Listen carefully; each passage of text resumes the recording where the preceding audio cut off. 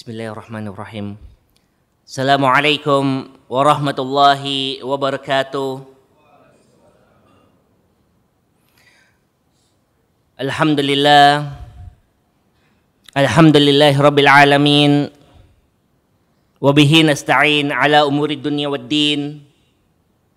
Wassalatu wassalam ala asyrafil anbiya wal mursalin. Habibina al-Mustafa Muhammad sallallahu alaihi wasallam wa ala alihi wa ashabihi wa man tabi'ahum bi ihsan ila yaumiddin. Amma ba'd. Ikhwanil kiram rahimani rahimakumullah jami'a. Qala Allah Ta'ala fi kitabihil mubin, ya ayyuhalladzina amanu taqullaha haqqa tuqatih wa la tamutunna illa wa antum muslimun. Ikhwanil kiram rahimani wa rahimakumullah jami'a. Alhamdulillah, kita masih diberikan kenikmatan oleh Allah Subhanahu wa taala dapat bangun dari tidur kita. Alhamdulillah, kita masih diberikan kenikmatan oleh Allah Subhanahu wa taala pertolongan untuk bisa datang ke masjid menunaikan salat subuh berjamaah. Alhamdulillah, kita masih dimudahkan oleh Allah Subhanahu wa taala, diberikan kenikmatan untuk hadir di majelis ta'lim yang diberkahi oleh Allah Subhanahu wa taala. Dan alhamdulillah, walhamdulillah, teruslah kita bersyukur kepada Allah Subhanahu wa taala atas segala kenikmatan, limpahan rahmatnya yang Allah berikan kepada kita semua. Kita berharap dari Allah Subhanahu wa taala dengan kita bersyukur terhadap nikmat-nikmat yang kita dapatkan, maka Allah akan menambahkan nikmat tersebut. Di mana Allah Subhanahu wa taala berfirman, la in syakartum la azidannakum. Apabila kalian bersyukur terhadap nikmat yang Allah berikan, maka Allah akan menambahkannya. Di antara bentuk syukur seorang hamba terhadap nikmat dari Allah Subhanahu wa taala adalah menggunakan nikmat tersebut untuk beribadah kepada Allah Subhanahu wa taala. Ayyuhal ikhwah, sebagai seorang hamba, gunakan nikmat yang Allah berikan kepada kita untuk terus mencari ridha Allah Subhanahu wa taala. Kita memiliki berbagai macam kenikmatan, nikmat kaki, nikmat tangan, nikmat sehat, nikmat pandangan. Gunakan semua itu untuk beribadah kepada Allah Subhanahu wa taala. Kita sehat, gunakan untuk sholat 5 waktu. Kita mudah dalam pekerjaan, banyak rezeki, gunakan untuk bersedekah. Kita kuat, gunakan untuk berpuasa. Dan banyak nikmat-nikmat Allah lainnya, gunakan untuk beribadah kepada Allah Subhanahu wa taala. Maka yakinlah kenikmatan tersebut akan dijaga dan ditambahkan oleh Allah Subhanahu wa taala.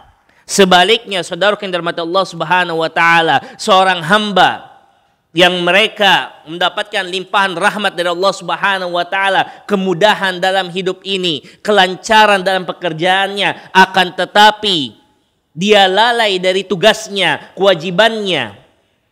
Di mana Allah Subhanahu wa taala telah menjelaskan, wa ma khalaqtul jinna wal insa illa liya'budun. Tidaklah Allah Subhanahu wa taala menciptakan jin dan manusia kecuali untuk beribadah kepada Allah Subhanahu wa taala. Tugas kita di dunia ini untuk beribadah kepada Allah Subhanahu wa taala. Kita mendapatkan nikmat dari Allah Subhanahu wa taala untuk kita mencari ridha Allah Subhanahu wa taala. Akan tetapi kita malah menyalahgunakan nikmat dari Allah Subhanahu wa taala dengan kita bermaksiat, melanggar perintah Allah dan Rasulnya. Ketahuilah saudara yang dirahmati Allah Subhanahu wa taala, wala in kafartum inna azabi lasyadid.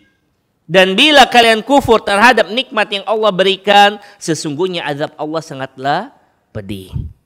Saudaraku yang dirahmati Allah Subhanahu wa taala, di antara kenikmatan terbesar yang Allah berikan kepada kita adalah kenikmatan keturunan, anak. Di mana kita semua, alhamdulillah, ada yang mendapatkan keturunan, berbahagia, bahkan tiap tahun dia memiliki anak. Itu adalah kenikmatan terbesar dari Allah Subhanahu wa taala. Akan tetapi saudaraku, jangan kita lupa bahwasanya masih ada saudara-saudara kita yang bahkan tahunan menunggu datangnya keturunan. Bahkan telah berusaha berbagai macam cara datang ke dokter, menggunakan berbagai macam obat, ternyata belum mendapatkan rezeki keturunan. Maka kita yang mendapatkan kemudahan dari Allah Subhanahu wa taala, amanat dari Allah Subhanahu wa taala keturunan, maka wajib dari kita menggunakan nikmat tersebut untuk mencari ridha Allah Subhanahu wa taala. Dengan cara menjadikan keturunan kita menjadi anak-anak yang soleh dan solehat. Menjadi generasi Islam yang hebat, selalu berbakti kepada kedua orang tuanya. Generasi yang selalu membela Allah dan Rasulnya, generasi yang selalu mengamalkan ajaran Allah dan Rasulnya. Ini adalah kewajiban kita sebagai orang tua. Oleh karena itu, saudara yang dirahmati Allah Subhanahu wa taala, kita sebagai orang tua teruslah kita belajar, menuntut ilmu, agar kita tahu bagaimana cara mendidik anak kita menjadi generasi yang soleh-solehat, menjadi generasi yang beriman kepada Allah, beriman kepada Rasulullah SAW. Dengan belajar yang benar, mengkaji ulang firman Allah dan hadis Rasulullah SAW, kita berharap kita memiliki anak-anak yang soleh-solehat, yang terus mendoakan kita walaupun kita sudah berada di dalam kuburan. Saudara yang dirahmati Allah Subhanahu wa taala, semalam Ana sudah menjelaskan tentang bagaimana cara membangun akidah seorang anak. Kita sebagai seorang muslim, hal pertama yang wajib kita jaga adalah akidah kita, keyakinan kita. Kita semua tahu bahwasanya kunci masuk surga adalah ridha Allah Subhanahu wa taala. Dan kita bisa mendapatkan ridha Allah tidak lain dengan tauhid kepada Allah Subhanahu wa taala. Dengan kita bertauhid, dengan menjaga akidah kita dari kotoran-kotoran kesyirikan, maka kita akan mendapatkan surga. Orang yang bisa menjaga akidahnya, menjaga tauhidnya, walaupun mungkin dia masih tergoda oleh godaan syaitan, khilaf, bermaksiat kepada Allah Subhanahu wa taala, dengan tauhid dia masih ada peluang mendapatkan ampunan dari Allah Subhanahu wa taala. Sebaliknya saudaraku, orang-orang yang tidak menjaga tauhidnya, selalu menyekutukan Allah Subhanahu wa taala, walaupun dia itu sholat, walaupun dia puasa, walaupun dia zakat, ataupun haji dan umrah berulang kali, selama dia menyekutukan Allah Subhanahu wa taala dan meninggal dalam keadaan menyekutukan Allah Subhanahu wa taala, maka segala perbuatannya yang dia lakukan percuma, hilang.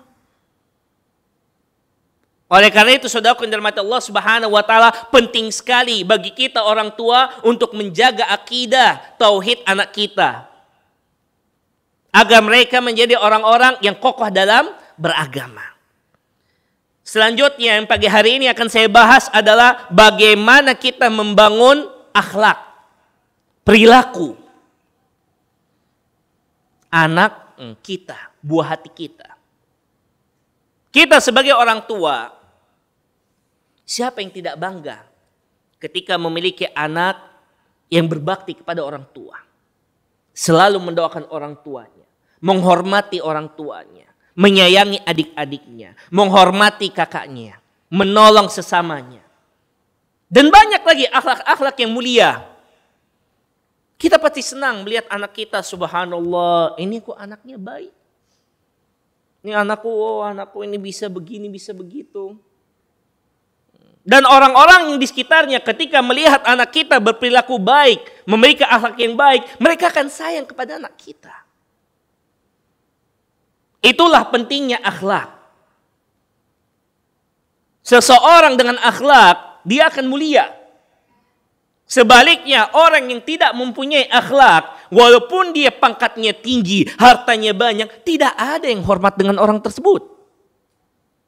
Tetapi seseorang yang memiliki akhlak mulia, walaupun dia mungkin tidak ada hartanya, atau mungkin dia mendapatkan cobaan dari Allah Subhanahu wa taala, memiliki banyak kesusahan, orang akan tetap sayang kepada orang tersebut. Karena akhlak yang mulia bisa mengambil hati orang. Oleh karena itu, saudara yang dirahmati Allah Subhanahu wa taala, penting sekali bagi kita untuk mengajarkan akhlak yang mulia terhadap anak-anak kita. Kita ini tidak bisa selalu menjaga anak kita. Kita ini tidak bisa mengawasi anak kita 24 jam. Maka kita ajarkan dia ilmu yang bermanfaat agar dia memiliki akhlak yang baik. Dengan akhlak yang baik dia terjaga. Dan banyak orang yang berusaha menjaga anak kita. Saudara yang dirahmati Allah Subhanahu wa taala,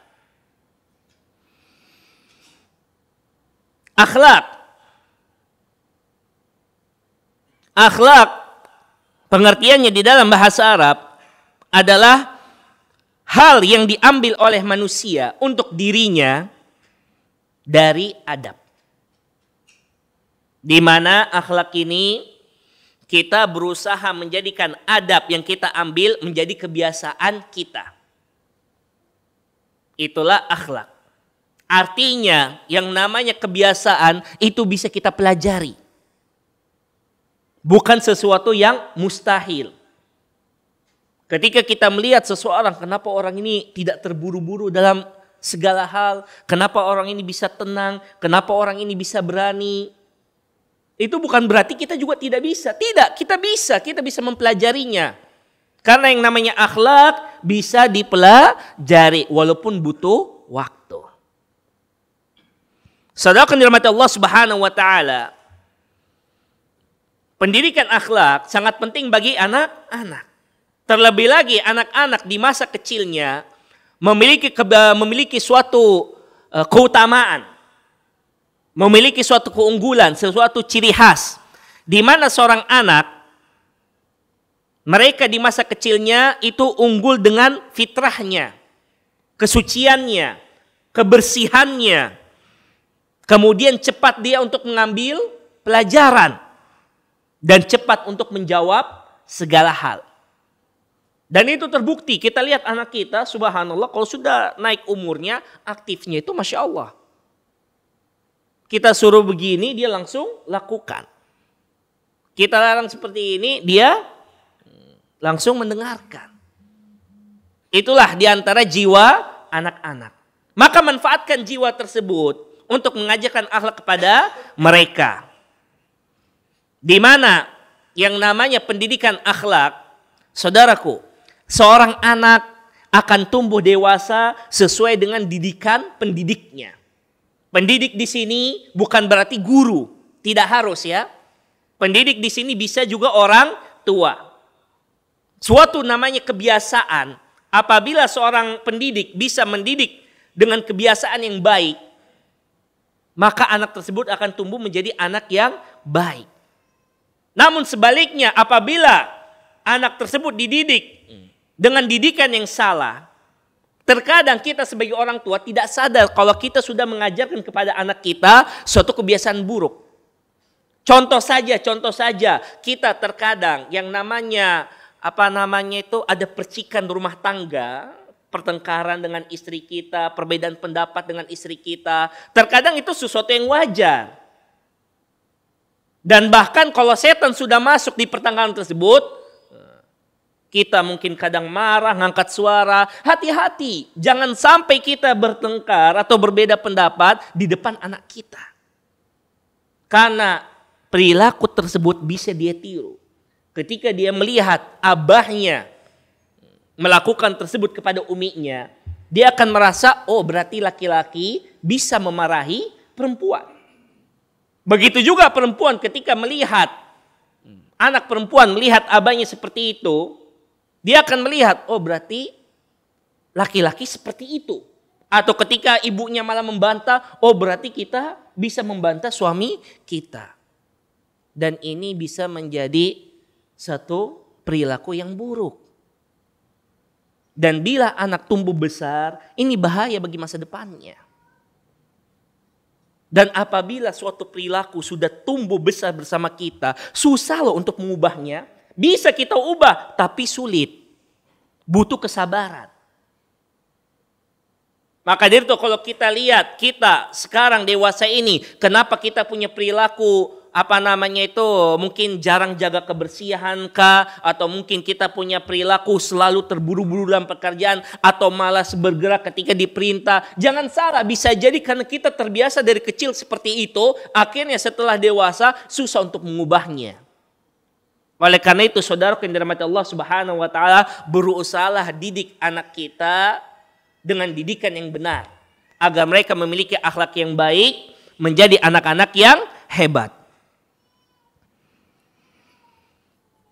Di sini ada beberapa hal yang bisa kita lakukan agar anak-anak kita memiliki akhlak yang baik. Di antara hal-hal yang bisa kita lakukan agar anak kita menjadi anak yang baik, perlu diketahui saudara yang dirahmati Allah Subhanahu wa taala, pendidikan akhlak, subhanallah tabarakallah, Islam sudah mengajarkan kepada kita untuk mendidik anak-anak dengan akhlak yang baik. Namun yang sangat disayangkan, justru pendidikan yang ada di negara kita sendiri, di lingkungan sekolah yang notabene mengatakan dia sekolah Islam, malah pendidikan akhlaknya kurang. Saya kasih contoh aja.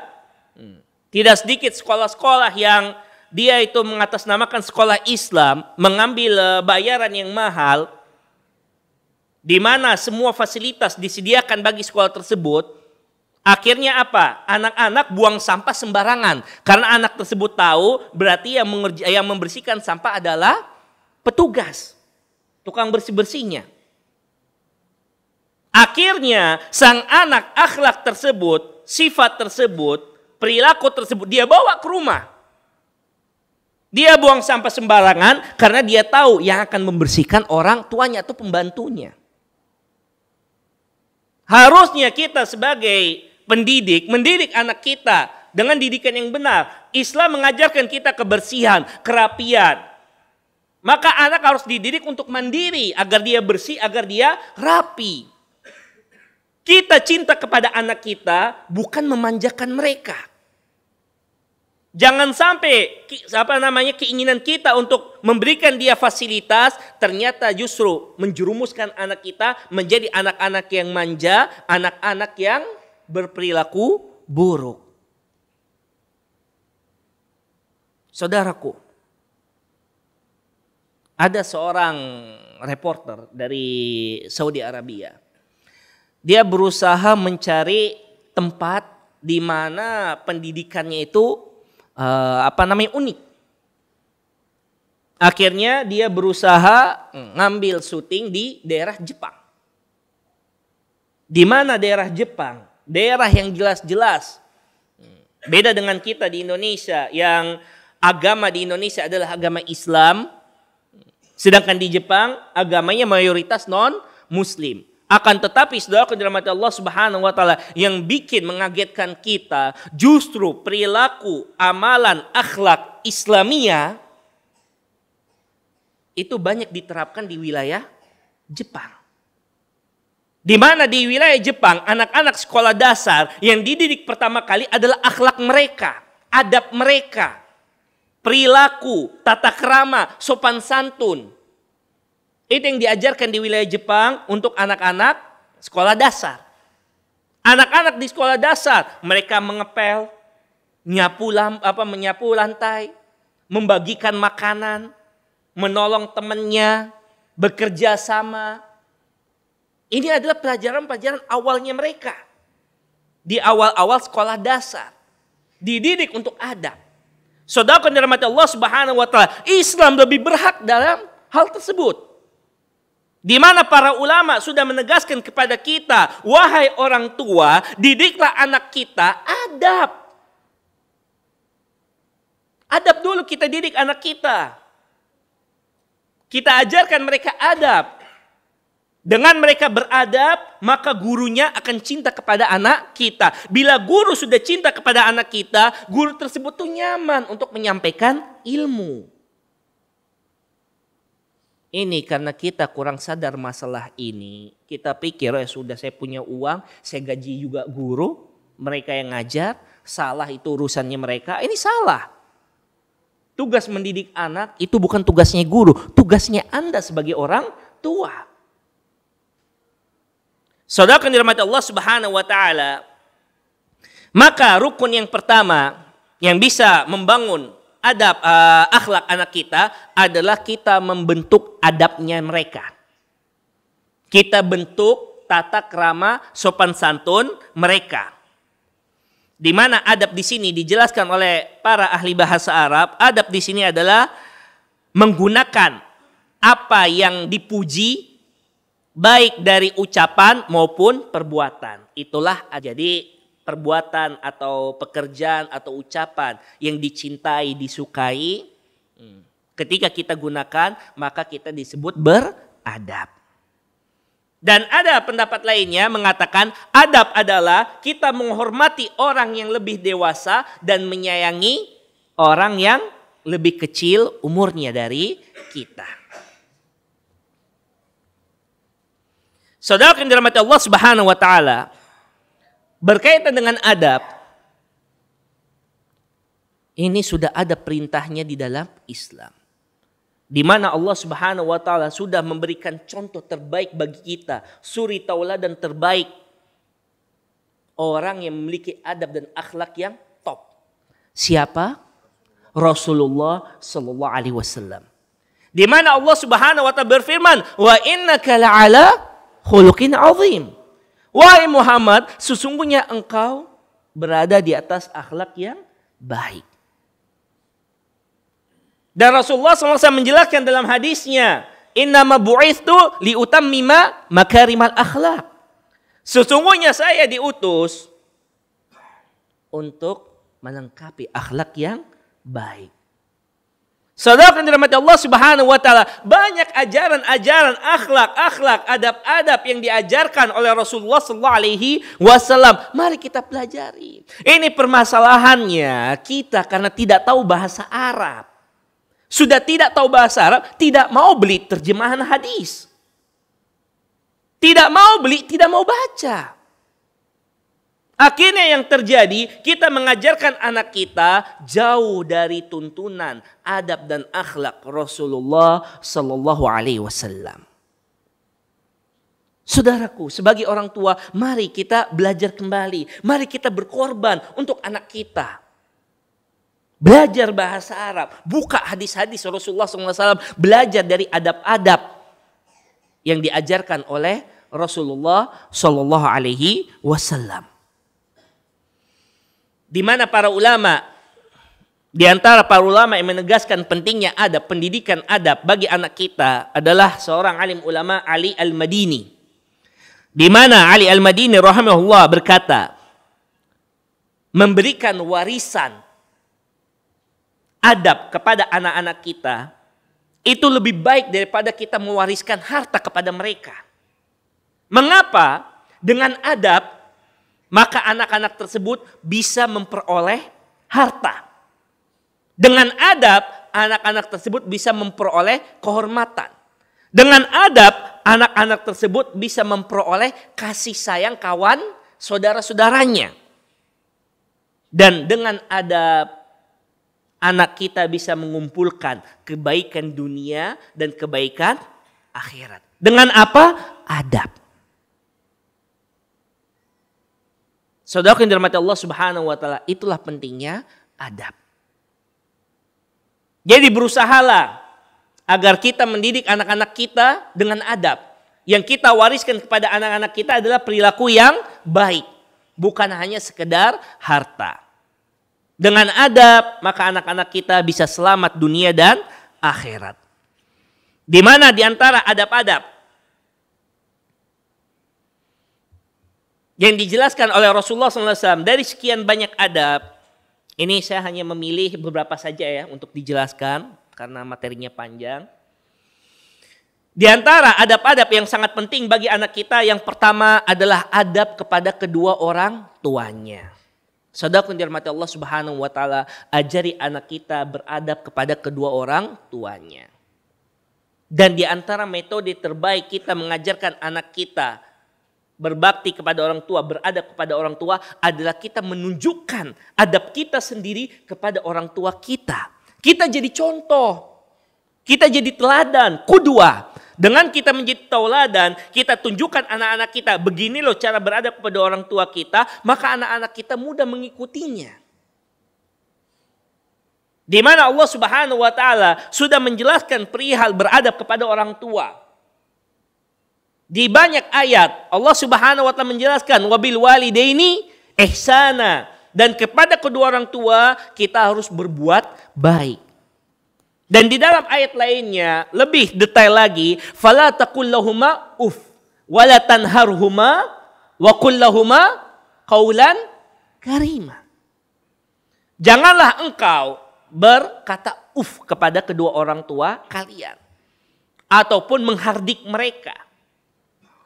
Dan ucapkanlah kepada kedua orang tua kalian perkataan yang baik. Kita lihat di dalam Al-Quran banyak contohnya bagaimana kita memanggil orang tua kita. Ketika Nabiullah Ibrahim memanggil orang tuanya yang kafir. Orang tuanya kafir, Nabiullah Ibrahim alaihissalam masih memanggil orang tuanya dengan perkataan yang indah. Ya abati, wahai ayahku, wahai bapakku. Dengan kalimat yang begitu bagus. Abati. Ini beda agama. Dididik dengan didikan yang baik. Yang menyedihkan zaman sekarang. Apalagi ketika mau dekat-dekat pemilu. Ketika dalam satu rumah. Beda pilihan. Subhanallah. Tidak ada lagi urusan suami istri. Tidak ada lagi hubungan orang tua. Hilang. Padahal cuma permasalahan duniawi. Ya ikhwah. Kita beradablah kepada kedua orang tua kita. Itu untuk masa depan anak-anak kita. Di antara hal yang menarik di Saudi Arabia.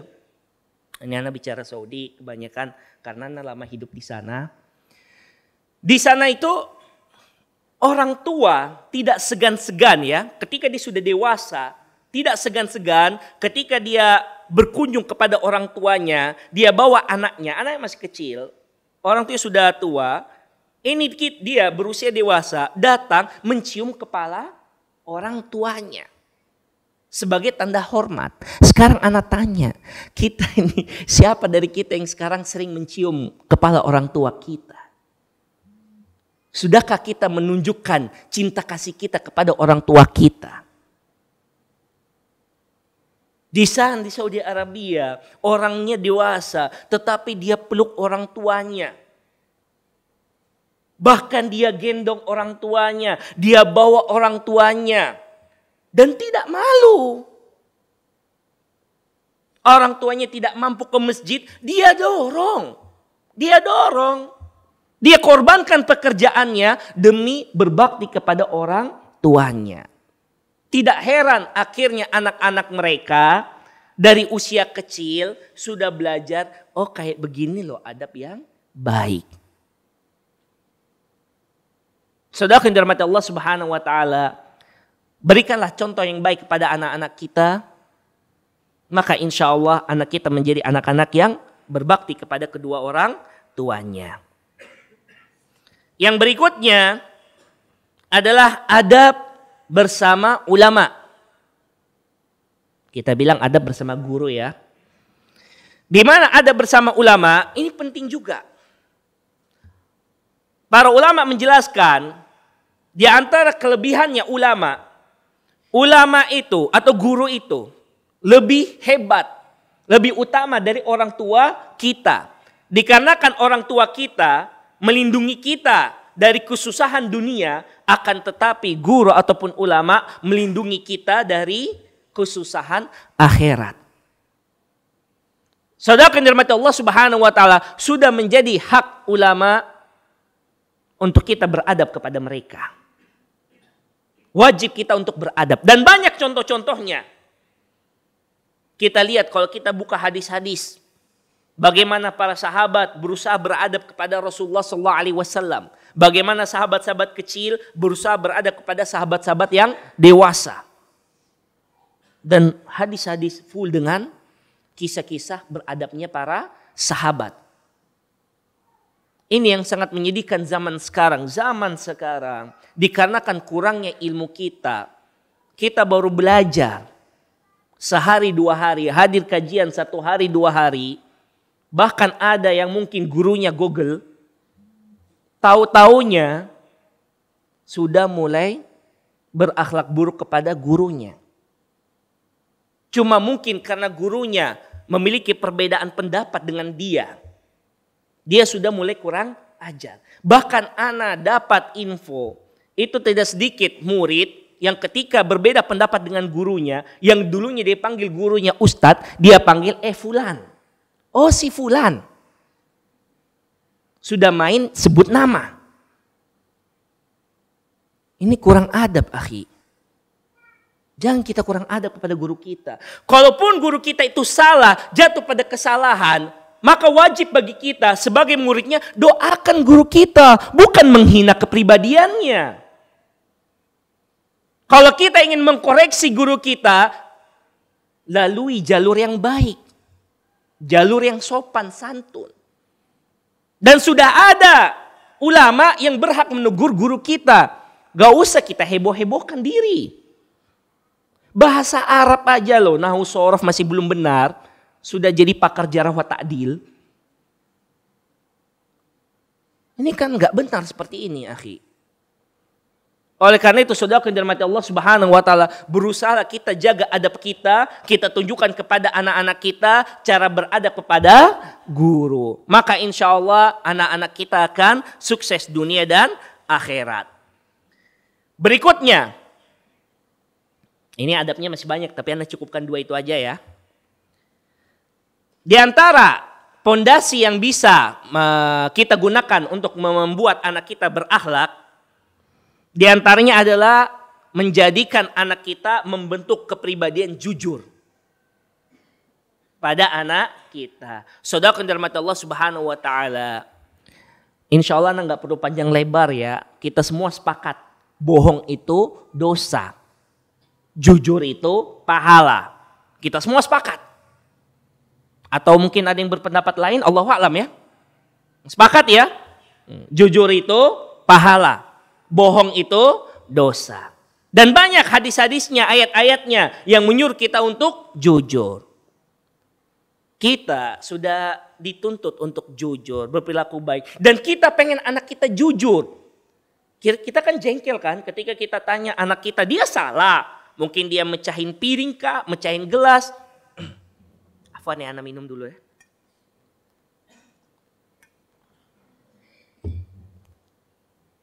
Ketika anak kita melakukan suatu kesalahan, kita tanya dan dia berbohong, tidak menjawab apa yang kita inginkan, tentu kita marah, kita jengkel.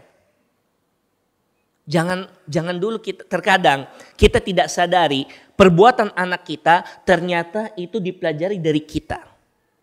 Loh kok bisa Ustaz? Ya bisa. Antum tahu anak-anak belajar bohong terkadang dari hal sepele.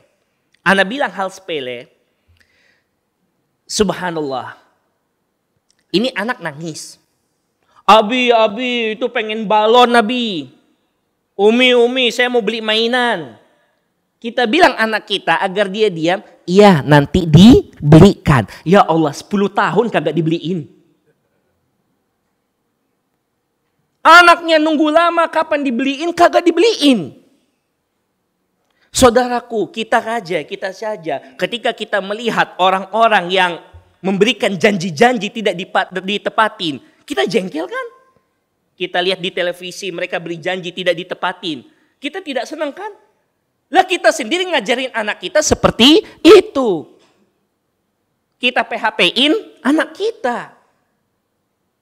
Kalau memang tidak bisa kita belikan, bilang, maaf tidak bisa, Abi tidak ada uang. Tidak aib, akhi. Bukan aib.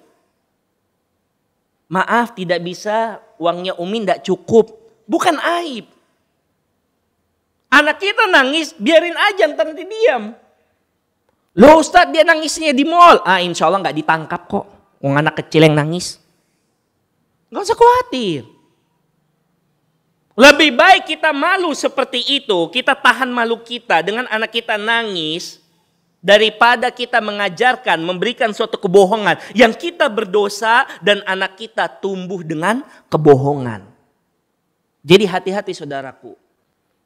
Kalau kita ingin mendiamkan anak kita atau ingin memberikan sesuatu kepada anak kita, kalau tidak mampu bilang tidak bisa. Kalau mampu kasih waktu. Oh ya nak, ya dek, ya bang, nanti ya bapak belikan pekan depan kalau bapak sudah gajian. Nanti ya bang, adek, kalau ibu sudah dikasih duit dari abah. Kan ini enak. Tapi tetap harus kita belikan. Jangan janji palsu, akhi. Jadi jangan salah ya, anak terdidik berbohong terkadang dimulai dari orang tuanya. Jangan mendiamkan anak yang menangis dengan suatu kebohongan. Dan Rasulullah SAW sudah menegur hal tersebut. Kebohongan tidak dibolehkan, baik itu sungguh-sungguh ataupun cuma bermain-main. Rasulullah SAW dalam bercanda pun tidak pernah berbohong. Jadi tolong saudara dirahmati Allah Subhanahu wa taala, bentuk akhlak anak kita dengan kita membentuk jiwa yang jujur bagi anak kita. Berikutnya, kita membentuk anak kita menjadi jiwa yang bisa menyimpan rahasia, menjaga rahasia. Dan ini sudah ada contohnya. Di mana suatu ketika dalam sebuah riwayat dijelaskan, Anas bin Malik adalah pelayannya Rasulullah SAW. Dan tentu yang namanya pelayan banyak hal yang dia tahu dari majikannya. Ketika Anas bin Malik pulang, orang tuanya nanya, ibunya nanya, kamu kemana? Oh, saya disuruh Rasulullah. Apa yang disuruh? Rahasia. Coba lihat, seorang wanita mukminah, wanita yang beriman kepada Allah dan Rasulnya. Karena dibilang, anaknya mengatakan itu ada rahasia, dia bilang, wahai anakku, jangan pernah kamu menyebarkan rahasia Rasulullah SAW. Jadi ajari anak kita untuk mereka bisa menyimpan rahasia. Biar anak kita punya kemuliaan, punya kebesaran jiwa, kekuatan jiwa, percaya diri karena dia bisa menjaga rahasia. Ini kebanyakan zaman sekarang. Bapaknya bilang kepada anak, nah ini rahasia ya. Anaknya duduk sama ibunya. Nah, bapak bilang apa? Rahasia bu, bilang sama ibu. Nanti ibu belikan permen. Oh bapak begini ya, habis ketemu fulana. Oh awas itu. Ini si anak ketika melihat seperti itu, jangan salah. Akhirnya si anak belajar yang namanya sogok. Dengan menyebarkan rahasia, dia bisa mendapatkan sesuatu. Kita sering nasihatin, jangan terima sogokannya. Kita benci sama orang yang menerima sogokan. Lah kita sendiri ajarin anak kita sogok. Tidak memberikan ajaran yang baik kepada anak kita. Tidak menyuruh anak kita untuk menjaga rahasia. Maka saudara dirahmati Allah Subhanahu wa taala, bentuk jiwa anak kita menjadi pribadi yang bisa menjaga rahasia. Kalau sudah anak kita bilang rahasia, tidak usah lagi kita itu pengen tahu lah, kepo ya.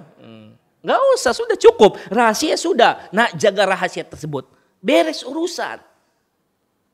Nggak usah kita terlalu pengen tahu. Yang berikutnya, di antara hal yang bisa kita membentuk jiwa anak kita agar membangun jiwa anak tersebut biar menjadi jiwa yang berakhlak adalah dengan membentuk anak kita menjadi pribadi yang amanat.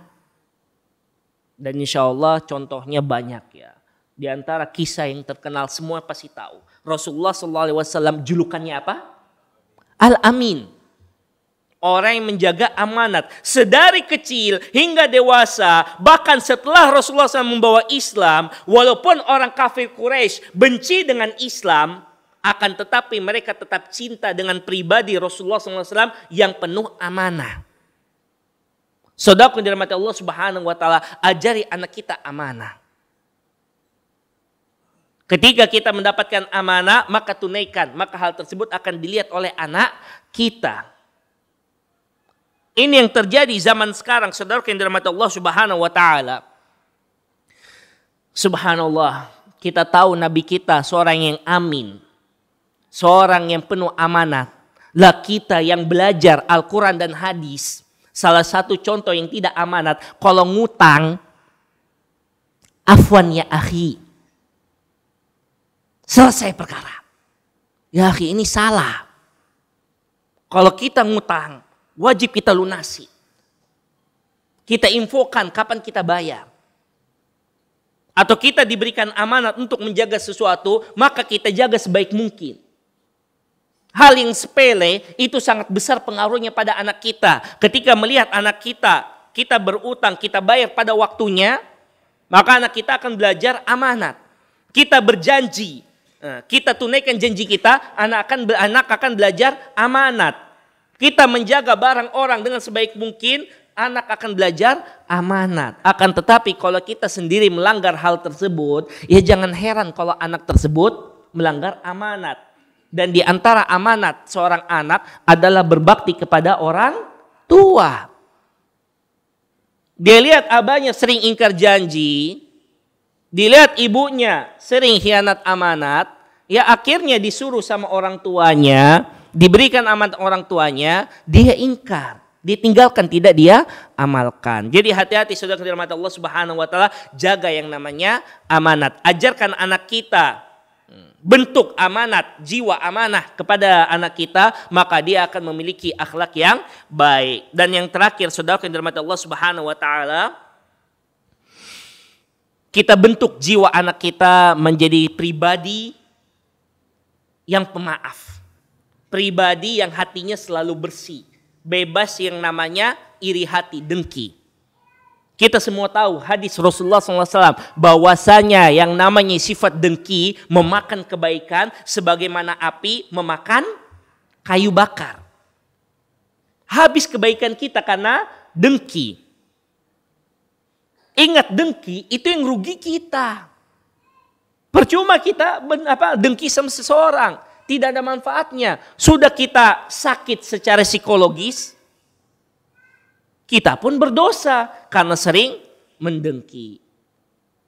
Dan hati-hati saudara yang dirahmati Allah Subhanahu wa taala, terkadang kita tidak sadari kita mengajarkan rasa dengki kepada anak kita. Buktinya apa? Dengan selalu membandingkan anak-anak kita. Kakaknya, adiknya, dibilang sama adiknya, tuh lihat kakakmu bisa ranking 1, kok kamu tidak bisa? Dibilang sama kakaknya, tuh adikmu disayang sama kawan-kawannya, kok kamu tidak bisa? Saudaraku, ini perkataan sepele tapi menyakiti hati anak-anak. Perlu kita ketahui, Allah Subhanahu wa taala menciptakan kita tidak sama. Masing-masing orang berbeda dari bentuk pemikirannya, kepribadiannya, banyak perbedaannya, tidak ada yang sama. Maka dari itu ketika mendidik orang, jangan disamakan. Saya kok bisa, kenapa kamu tidak bisa? Jangan disamakan, akhi. Di mana ada sebuah meme yang menarik sekali. Di mana meme ini menjelaskan tentang sistem pendidikan zaman sekarang yang selalu menyamakan anak murid. Dijelaskan, apabila kita mengetes ikan, mengetes kepintaran ikan, dengan cara dia bisa memanjat pohon, kita bandingkan ikan sama monyet. Yang lulus dari sekolah binatang adalah bisa manjat pohon. Maka seumur hidup si ikan merasa dirinya bodoh karena tidak bisa panjat pohon. Di sini yang bisa kita pahami saudara yang dirahmati Allah Subhanahu wa taala, jangan pernah kita samakan anak kita satu sama lainnya. Akhirnya anak kita menjadi pendengki, iri hati. Kenapa kamu tidak bisa seperti itu? Akhirnya di dalam hatinya itu, ya Allah, ini kakakku terus. Kapan sih kakakku pergi? Hati-hati loh. Si kakak juga, ini adik terus. Kapan saya disayang atau jangan-jangan saya anak pungut. Hati-hati. Tanpa kita sadari dengan menyamakan anak satu dengan lainnya ternyata bisa menumbuhkan rasa dengki. Dan subhanallah sudah banyak kasus nyata ketika orang tua kurang mendidik baik anaknya. Dia selalu membandingkan anaknya satu sama lainnya. Akhirnya anaknya kabur. Lari. Karena tidak dipercaya sama orang tuanya. Tidak mempunyai kepercayaan diri. Minder. Dikit-dikit dibandingkan. Dikit-dikit dibandingkan. Ya akhi, masing-masing anak cerdas. Pada kecerdasannya masing-masing. Tidak mungkin sama. Jangan sampai gara-gara kita, saya pedagang sukses. Anak saya harus jadi pedagang. Tidak harus. Saya pedagang. Siapa tahu anak kita jadi pendakwah. Siapa tahu anak kita jadi insinyur, arsitek, dokter. Jadi tidak harus anak kita ikut apa yang kita kerjakan. Kita didik, dia bagus, dia senang, silakan. Tapi kalau kita berusaha menyamakan, bahkan membandingkan sama satu sama lain, hati-hati, mereka menjadi jiwa yang penuh dengki. Nah, saudara yang dirahmati Allah Subhanahu wa taala. Saya tutup kajian pagi ini dengan perkataan Anas bin Malik berkenaan dengan pribadi Rasulullah SAW dalam mendidik anak-anak dengan akhlak yang baik. Di mana Anas bin Malik mengatakan, selama saya bertahun-tahun khidmah melayani Rasulullah SAW, ada dalam riwayat 9 tahun, ada dalam riwayat 10 tahun, Anas bin Malik melayani Rasulullah SAW. Selama itu Rasulullah SAW tidak pernah menghardik Anas. Selama bertahun-tahun Rasulullah SAW tidak pernah memaksakan suatu perintah bila Anas tidak bisa mengerjakannya. Kenapa kamu tidak mengerjakan ini? Kenapa kamu tidak bisa mengerjakannya? Tidak ada kalimat tersebut keluar dari mulut Rasulullah SAW. Padahal Anas melayani Rasulullah SAW bertahun-tahun. Bahkan Rasulullah SAW tidak pernah memukul keluarganya. Memukul orang-orang. Rasulullah SAW menggunakan tangannya hanya untuk jihad fisabilillah. Inilah diantara akhlak pribadi Rasulullah SAW dalam mendidik. Kalau kita bisa melakukan itu semua, insya Allah anak-anak kita akan menjadi tumbuh pribadi-pribadi yang berakhlak yang baik. Tahan emosi kita. Jangan sampai kita mudah terpancing emosi. Naam, aqulu qouli hadza subhanaka wa bihamdik nasyhadu an la ilaha illa anta nastaghfiruka wa natubu ilaik. Insyaallah akan kita lanjutkan materi berikutnya. Assalamualaikum warahmatullahi wabarakatuh. Ada pertanyaan? Naam.